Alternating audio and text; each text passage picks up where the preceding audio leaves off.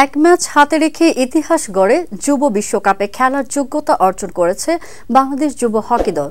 এদিন ম্যাচ শেষের সঙ্গে সঙ্গে টার্ফে স্টিক উঁচিয়ে আনন্দ উল্লাসে মেতে ওঠেন বাংলাদেশের যুবারা।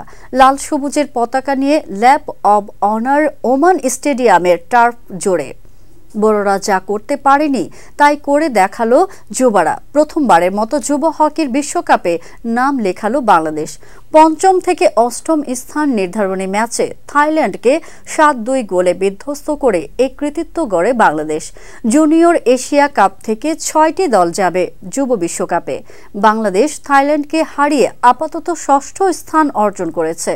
এখন পঞ্চম স্থানের জন্য তাদের লড়তে হবে চীন ও দক্ষিণ কোরিয়া ম্যাচে জয়ী দলের সঙ্গে।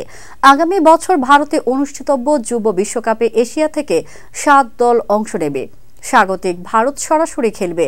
বাকি ৬ দেশে চলমান জুনিয়র এশিয়া কাপ থেকে খেলার সুযোগ পাচ্ছে।